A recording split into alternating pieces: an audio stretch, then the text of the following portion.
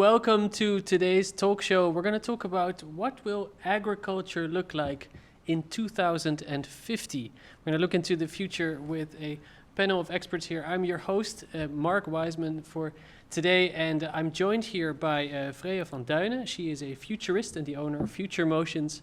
Ronald Hoek, he's the CEO at Blue Radix, and Pim Zwager. He is a point cabbage grower at TBS, and he's 24. So in 2050, he'll be active and running in the agriculture business. Still, very interesting topics that we're going to discuss today. But before we start, Freya, you are a futurist. What does that mean? Well, first of all, I don't have a crystal ball. So unfortunately, I cannot predict the future for anyone. No one can predict the future, I think. Right. But I help organizations to think about the future, have a better understanding of what the world in 2050 may look like, and then help them to anticipate and prepare. So they build strategies to make a better future for their companies and their customers in 2050. So I work with organizations to help them imagine the future. Yeah, sounds like a very important thing, especially with a fast-changing society as we are in now. I look forward to getting your insights. Thank you, Freya. Pim Zwager, you are a point cabbage grower at TBNS. Mm-hmm. Can you tell us a little bit more about your business? Yes, well, I'm one of the owners of our family business. We grow crops in open field in the north of Holland. We mainly grow pointed cabbage and red, purple pointed cabbage. Furthermore, we have lettuces like Romana lettuce and Little Gem. We also grow pak soy, and we have a daughter in Portugal, which makes us possible to have pointed cabbage yearly, well, throughout the year. We grow and pack our products for the retail. Fantastic, and thank you so much for joining, Pim. I look forward to hearing your insights as a grower. Ronald Hoek, you are the CEO at Blue Radix. What does Blue Radix do? Blue Radix develops AI-driven solutions for daily processes in the greenhouse. You think about climate management, irrigation, and energy management. And we do that with a team of 18 people in Rotterdam, fully focused on the horticultural industry. Fantastic. I look forward to hearing more about this data later on when we discuss it. But first, let's look at the future, but also before looking at the future, let's look at the last decades. Freya, what kind of trends have you seen in the last decade? Well, in the last decade, we have seen the digital transformation. Some people even call it the fourth industrial revolution, where technology is taking a huge leap. And agriculture and horticulture are on the forefront of this technological change. And in the past 10 years, we've seen lots of technological innovation in this field in terms of drones and sensor systems. In every sector of this agriculture business, we've seen a huge transformation there. Also globally, people have become more urbanized. People, especially in Western economies, have learned to reappreciate vegetables and more plant-based diets. And there's lots of interest in connecting with agriculture, short chains, local-to-local food systems. That is coming up. And of course, well, climate change is becoming a more rapid changing phenomenon. We've seen extreme weather situations, and that will also become more important in the future. And lastly, the biodiversity has taken a big plummet, and that is also a big concern for the future. Right, yeah, lots of food to produce for a growing world with all the challenges involved. Pim, you haven't been around that long at TBNS because you're still young. Yes. But what kind of developments have you seen? Well, Freya already told it. The technologies are improving. We have GPS on our tractors. We do way more than that. Drip irrigation in Portugal.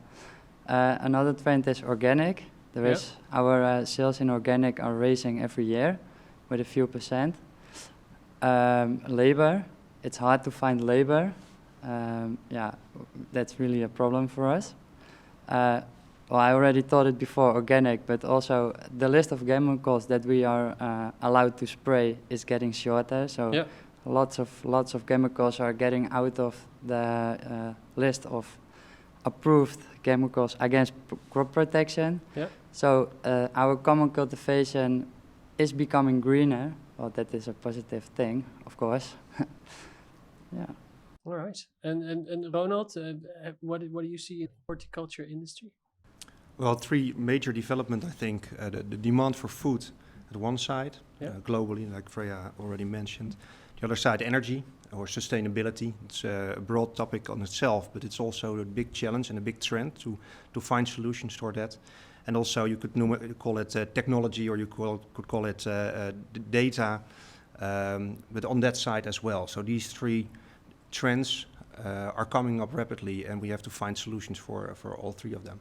Right, yeah, there's a lot of challenges ahead for the industry. And Pim, maybe you can let me know, like, what kind of changes have you already made to adapt to all these kind of challenges? To continue on Ronald about sustainability, our roof is full of solar panels. Right. We got 4,000 of them. That makes us self-sufficient with energy. We use less inputs like chemicals. We use other cultivation methods like a non-rotating soil tillage. We are experimenting with that. Well, soil structure has to be, soil structure is a really big topic right now. Yeah, we have to improve our soil structure. That is because of another trend, which I think we forgot, weather. Yeah. It has to be good, because if not, and rain is falling like 100 millimeters in half an hour, well, it's getting from the field into the canals instead of absorbing into the soil. So, Right. yeah, based for that is a good soil structure. Yeah. It must be quite difficult to predict the weather future, especially with the extreme changes that are happening now, and it's an extra challenge for farmers as well. Exactly. And Freya, now the last year has also been quite taxing on the world, and a lot of things are changing quite rapidly. But what developments do you see now in the industry? You mean coming up for the next 10 years or so? Yeah. The technological advances are becoming more dominant than already, so it will be possible with much more precision to manage the farms. In Europe and also in the Netherlands, the Green Deals will ask the farmers also to make it more faster, the change towards sustainability. So there will be more pressure to focus on biodiversity, on chemicals, on sustainable foods. So in that terms, the use of technology will also serve that purpose. So that will be more advanced. And that's a speeding up of the changes. Right, and you're very much involved in the technological side, Ronald. Yes. What kind of current developments do you see in that sense? Well, I think that the technology revolution, or the next level approach in the world on technology is moving very fast, and that means that we have to change not only from a technological perspective, but also on a social perspective. We touched already the labor side. That has to change, or will change, and it will change because of technology, but technology will also change and impact the industry because labor is getting scarce. Yeah. So we have to combine these two worlds of technology and the human wear, you could say, to enter in the next decades. Right, and Pim, what does a farm look like in 2050? Well, today we need a lot of hands. In 2050, I don't think these hands are still available. So, robots, drones, electric driving machines like electric tractors with, unmanned electric tractors. Things like that. Quite a lot of things that need to be changed. And one of the key features that come into that factor is the use of technology and data to kind of solve all these different challenges that we face ahead. And that we are going to discuss in part 2.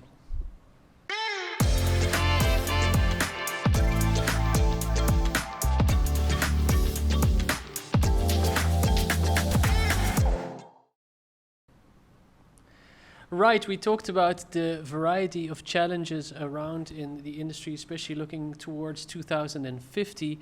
And one of the factors that is quite present already in the agriculture industry is the use of data.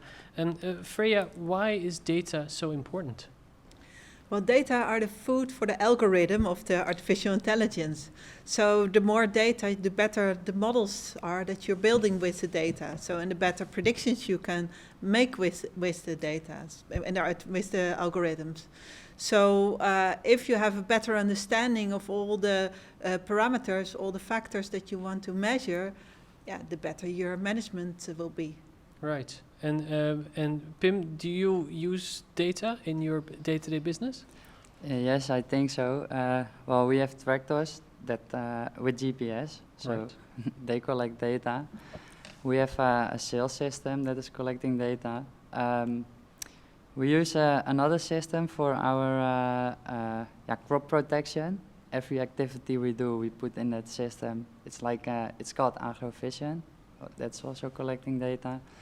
Our machines inside, when we are processing the pointed cabbage, they are checking the weight of every cabbage. So they also collect some data. So I think, yeah, already quite a lot. Yeah, quite a lot already in a variety of processes. Mhm. And Ronald, you are, I would say, specialized in data, especially in this industry with Blue Radix. Can you give us a little bit of a background in what exactly you do? Yeah, sure. The story starts in 2014 when I was working with the part of my team in the energy industry, or the energy supplier for the horticultural industry, agro-energy. Yeah. And we saw that a lot of growers had issues with their daily energy management. They had to think about energy market prices, about weather conditions, about their CHP installations, etc. And they had to do transactions on the energy markets every day before 10 o'clock. So that's a burden. You are not a grower because you have to want to think about energy. So we developed an autonomous energy management solution, which was able to take over all the thinking and all the actions from the grower. And suddenly, when they start using it, they did not have to think anymore about their daily energy management activities. And Right. the CHP installation was running without their interference. So we thought in 2018, how can we expand these activities? And so we dived into climate management, irrigation, and that has been the start of Blue Radix. So what we do is that we put data into action. It's not only used for reporting, but put it into action. And well, you see in the answer of Pim that a lot of growers already have a lot of data. Right. And the question is, what can you do with that data in such a way that it improves the value of your company and makes things more efficiently? Yeah. Mhm. And I believe you also have a little video to show us. Yeah, let's look at it. All right, let's have a look. From now on, autonomous greenhouse management is available for every greenhouse in the world with an internet connection. The greenhouse industry is on the rise. Profitable and sustainable growing, however, requires human knowledge and experienced control of climate and energy usage. But experienced and skilled growers are hard to find, making greenhouse operations a challenge. This is why Blue Radix introduces Crop Controller, a Dutch-developed solution based on algorithms that optimizes and steers your daily greenhouse climate and energy usage autonomously in a way far beyond human capability. Crop Controller uses external data sources like weather forecasts and energy prices, and combines it with your historical and current data from sensors and climate boxes. Algorithms then use all available data to make the best possible decisions on climate and energy usage, and automatically steer your installations. This smart service optimizes your greenhouse operations continuously, 24 hours a day, 365 days a year. And it's not only software. Blue Radix combines autonomous greenhouse management with off-site operators to monitor your greenhouse 24/7 and to support you, while our algorithms are working and steering for you at the level that you prefer. Crop Controller helps you reach higher yields while minimizing costs, resources, and unnecessary risks, making your greenhouse operations scalable so you can manage more hectares. Would you like to know more about how easy it is to get started with Crop Controller? Let's get in touch. Yeah, very interesting to look at this advanced technology to really make things quite efficient. I'm curious, Pim, when you look at the video and hear this information, what do you think? Because you're probably looking from your company's perspective. About collecting data? Yeah, and the use of this, yeah. Well, I rather have a question for Ronald. Yeah. How could we collect data and what could we do with it on the management? Yeah, that's a good question. I think all growers are asking themselves that question. What can I do, and what data do I have, or what data do I have to retrieve? Do I have to invest in it or not? And like you already said, you are using a lot of data already. Your sales data, CRM data, or you're using that, you're having that because of a certain purpose. And that's the big question you have to answer for yourself as a grower, as a company. What do I want to get? What is my purpose? What is my goal for the coming years? What is my strategy? Yes. And if you have defined that strategy, it becomes logical to collect certain amounts of data, because just harvesting data without a mean, without a purpose, that's not logical. That costs a lot of money and leads to nowhere. So when you have a strategy, for example, to expand your activities, to expand your company, or to improve the quality of your product, then it helps you to define what kind of data do I need to get to that point, to that strategy. So when you're talking about the quality of your product, Yes. then the big question is what kind of parameters are defining that quality, and how can I measure data in such a way that I can improve the things in my company to get there.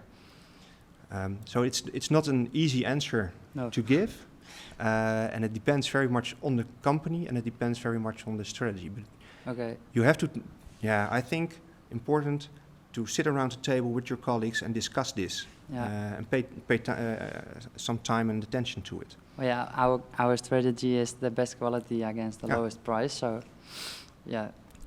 Do you have some examples for that to collect, or? Well, what's very important, of course, is in terms of the quality of your product, is also weather forecast, I imagine. Weather forecast or irrigation, water sensors, water data can be very valuable in terms of improving the quality. I'm not an expert, of course, in your field, but that kind of data can be very valuable to make the next step and to combine things. Data on itself is often not that valuable, but when you combine irrigation information with weather forecast, with market prices for your product, it can say a lot more than an individual data point.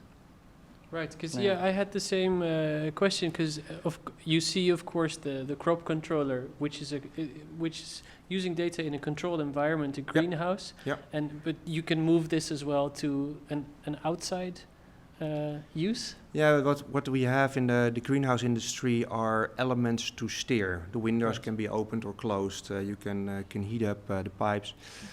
So it's really, and data can do that, algorithms can do that without human interference. So you need, when you have that data and you can optimize it, then you need also something to be able to steer.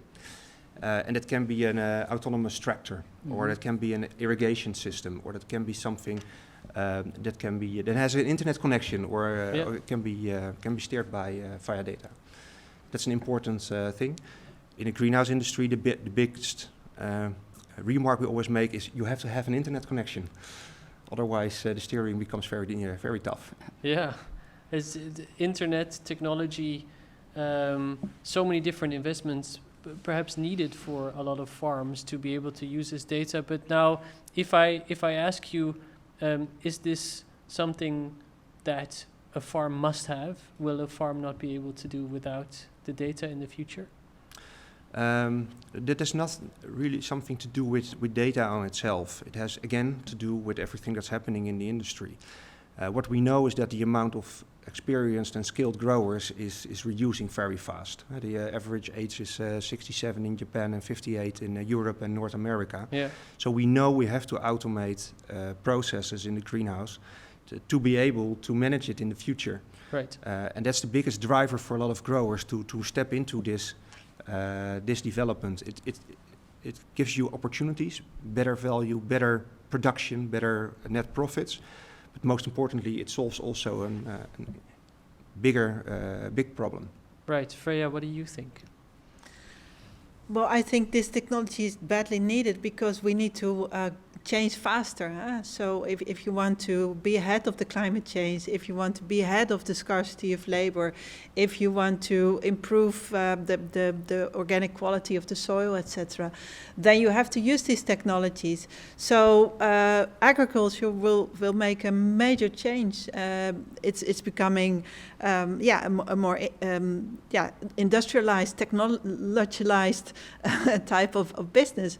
Well, it is, of course, focus on the best quality, like Pim is saying, organic quality for high demanding customers, nature-based solutions. So all the demands are adding up to the farmer, and there's not much more people to do it, so you have to rely on technology. Right. Do you see, now after this story, Pim, do you see any opportunities within your company where data can still be of use? Yes. Well, today we still use a lot of hands. Yeah. And in the future, those hands are not possible. They are not available anymore. So I think we have to change to a company that is collecting more data and is managing based on data. So Right. yes, yeah. Yeah, an efficiency thing that also has to do with labor in the future. We're going to discuss that in more detail in part 3.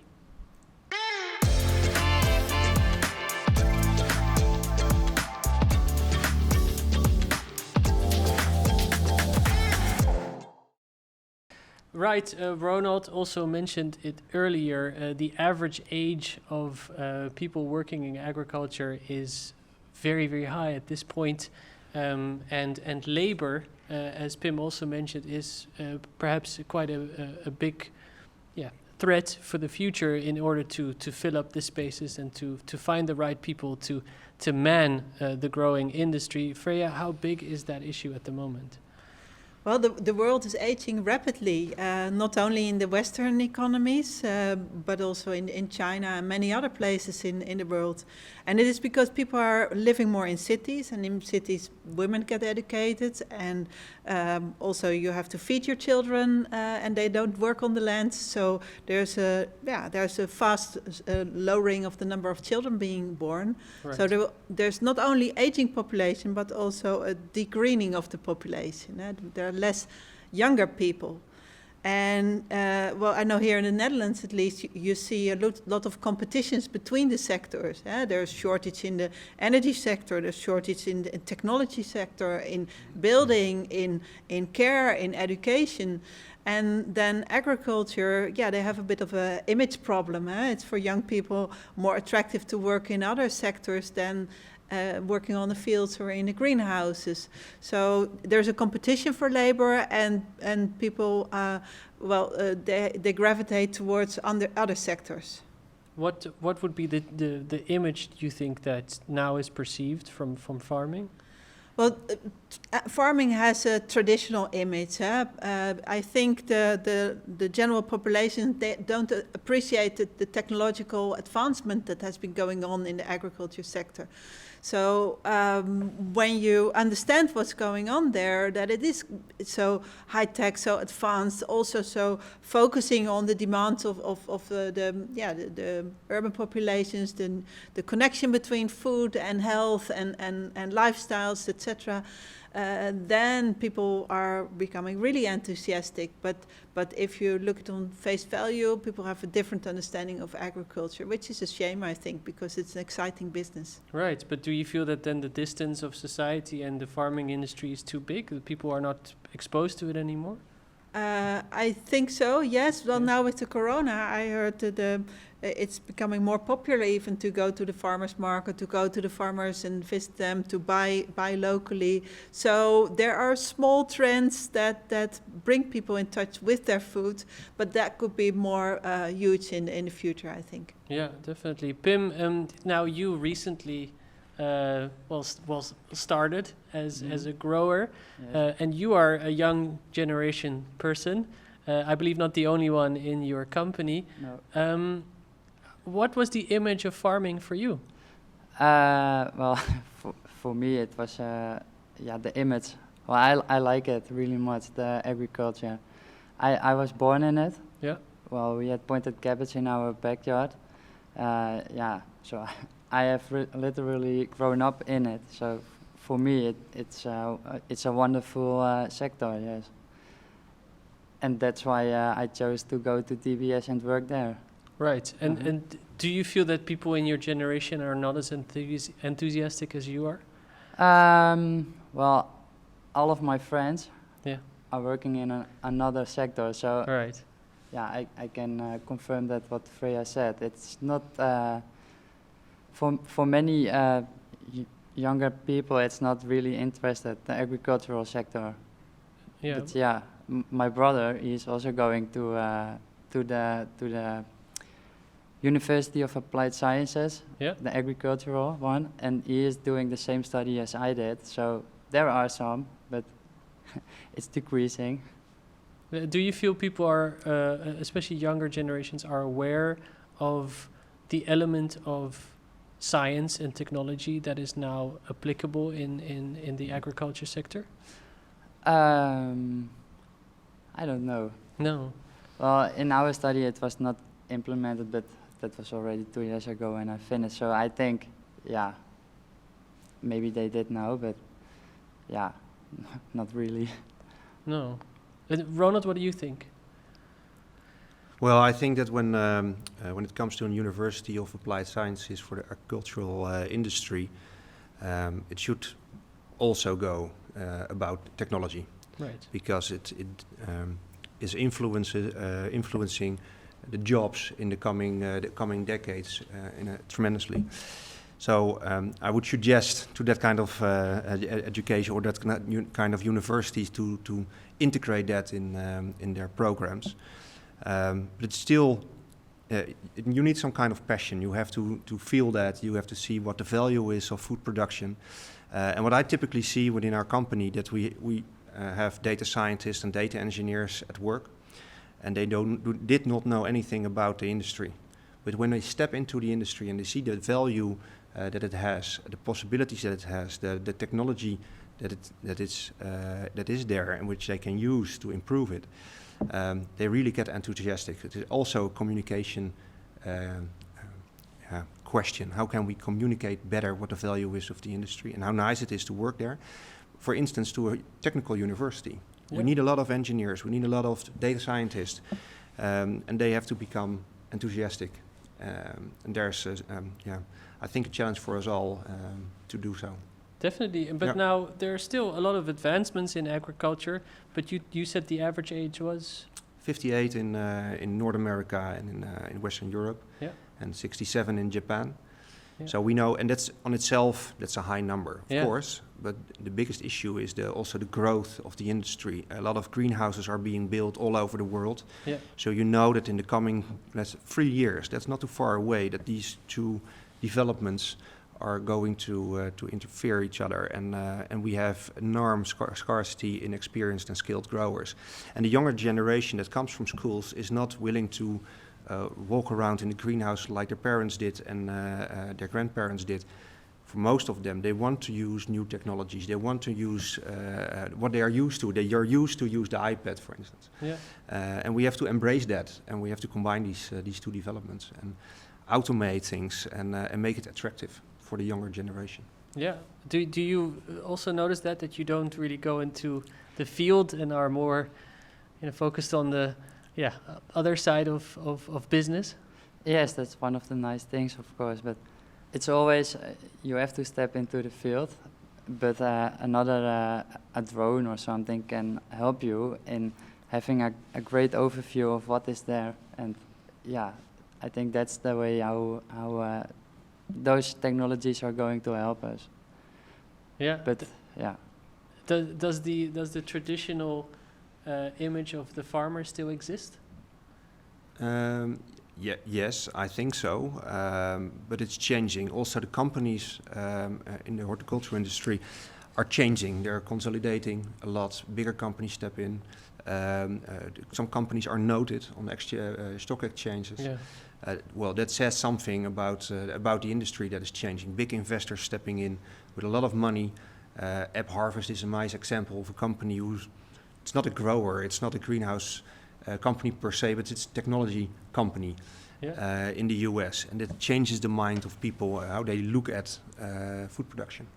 Is there also a challenge, perhaps, that if a young person wants to become a farmer but doesn't come from a farming background? Now, you obviously run the farm with your family, but how does a young farmer get there? Because it takes a lot of investment, it takes a lot of... I think it's impossible. Right. Yeah. So it's also quite impossible. difficult, perhaps, to break into that industry. Sure. Yeah. Yeah. And what's going to happen to that future generation that's going to run all these greenhouses? I think it will be another definition of growing, of a grower. Yeah. What we typically see when growers start using crop controller or our services, AI-driven services, that they have to change their way of thinking and their way of working from walking around in the greenhouse and pushing the buttons on a climate computer and having to think about all the details that come with it, towards a more strategical approach. Think about your crop strategy. What are my agreements with my retailers? What quality do I have to bring? How do I want my plant to develop? And give that direction on a strategical level, and everything else is being done by algorithms. Yeah. And that will change the industry in its core. But it makes also the scalability possible. Otherwise, we cannot scale up companies as we want to together. Yeah. Freya, I heard you agree. Yes, so the farmer of the future will be totally different, and the skills of the farmer will be different. Of course, they will still need to look in the field and see what's happening, but in terms of reading a dashboard, in terms of keeping their goals in mind, of how they want to change the management, that requires different skills. So if you have fewer labor, you need to train them differently, and as a skilled farmer or a farm operator, you need to train others, to have a good pool of people that you can work with. And also this technology will be changing all the time. You will have new tools, new integrated systems, more parameters to monitor, etc., etc. So you need to learn all the time and be adaptable to new types of software and new types of farm management. So that all will require totally different skills of the farmer. Yeah, and perhaps there might be another angle of solution to the lack of labor is a laborless farm. Is that something that's possible in the future? No, I don't think that's possible. No, the eyes and ears of the humans, also being able to communicate, the strategic oversight to know how you want to adjust your systems, what do you find important in your farm, that's something a farmer only can do for itself. You will work, of course, with fewer people, but then particularly you need to make sure that the farm is a nice place to work, and especially greenhouses, they can be adjusted to robots and to technology, and still you need to make it comfortable for people, so not too much noise and not too warm and humid or whatever, to make them be happy and want to stay with your farm. Otherwise they will leave in no time, and you want to build continuity with the people that you have on board. Yeah, right. Pim, are you going to have a lot less people in the future, you think? Yes, well, yes, we are going to have a lot less people in the future. We are already looking at new investments, technologies that are here now. It was not possible to harvest a cabbage with a machine, but technologies have shown that it is now. Well, the same will happen for pointed cabbage, and I think in 2050 we will have one like that. So yeah, less employees and more machines. Ronald, a laborless farm? Well, yeah, I think we will get there to some extent. I agree with Freya. You always have somebody who was to overlook the whole company, set the strategy. But I think that inside the greenhouse, we will not see that many people anymore in the future. And I even think that the greenhouses will be designed in a different way, because what we are designing today is a design of, well, let's say 20 25 years ago. Yeah. And I think when robots are really stepping in, you might want to rethink some parts of your greenhouse. And it's really interesting. I haven't seen a round greenhouse yet, but No. maybe that's a solution. But I think that we will look for other ways to produce food without all the human activity inside the greenhouse. Also from a disease perspective. Yeah. Walking around in a greenhouse with your shoes on, it might bring a virus inside the greenhouse. So there are typically things that you want to reduce and make sure that it's not going to happen. So the less humans in a greenhouse, the better from that perspective. Very interesting, and very interesting to hear what technology is going to bring and how that's going to develop. Quite a massive challenge ahead with the labor. Freya, do you have any advice for those watching now who want to anticipate for the future? Oh, absolutely. Be curious and see what's going on in the world. Focus on the new technologies, but also consider the demands and the challenges that you have for your crops in the world. So things are going fast, the climate change, the urban populations, many challenges to focus ahead. And if you start now, you'll be ready for the future. Fantastic. Thank you, Freya. Ronald, any advice for the future? Yeah, keep an open mind to new developments and see what it can bring of value to you, and don't underestimate the social impact of all the things that are happening towards the people in your company, but also to your stakeholders around your company. That's a really important part to keep in mind as well. Thank you, Ronald. Pim, are you excited for the future? Yes, I am. Yeah. You are? Yes. Well, good luck. You're still going to be around in the industry in 2050 with all the developments in mind, and I hope perhaps in the future we can speak to you again and see what has changed so far for you, but I'm quite excited for you too. Okay. I want to thank all the speakers here, Ronald, Pim, Freya, for your insights and sharing these with us. And I want to thank you also for watching. If you need any advice, any help, please contact Hazera. They are happy to assist you or bring you in contact with one of the speakers. And you can check out the other talk shows as well on the website. Have a lovely day. Bye-bye.